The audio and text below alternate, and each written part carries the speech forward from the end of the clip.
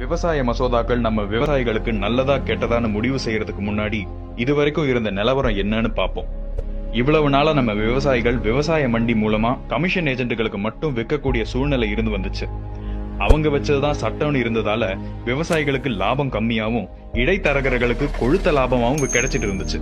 இன்னும் சொல்ல போனா 6% விவசாயிகளுக்கு மட்டும் மினிமம் சப்போர்ட் பிரைஸ், அதாவது குறைந்தபட்ச ஆதரவு விலை கிடைச்சிட்டு இருந்துச்சு. இது ஏன்னா எந்த ஒப்பந்தமும் எழுத்து வடிவில இல்லாம வெறும் வாய்வாக்காவே இருந்து வந்ததுனால விவசாயிகளை ஏமாத்துறதும் அவங்கள கடனாளி ஆக்கிட்டு அவங்க நிலத்தை பறிக்கிறதும் வாடிக்கையாவே இருந்துட்டு வந்துச்சு. சொல்ல போனா சொந்த நிலத்திலேயே விவசாயிங்க வெறும் கூலியாலதான் இருந்து வந்தாங்க. இப்போ புதுசா வந்த சட்டங்கள் தரும் மாற்றம் என்னன்னா, இனி விவசாயிங்க அவங்க விளைச்சல எங்க வேணும்னாலும் யாருக்கு வேணும்னாலும் அவங்களுக்கு லாபம் தரக்கூடிய விலையில வைக்கலாம்.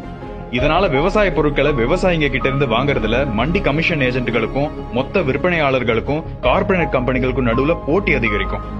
இதனால லாபம் அடைறது யாருன்னா விவசாயிங்க தான்.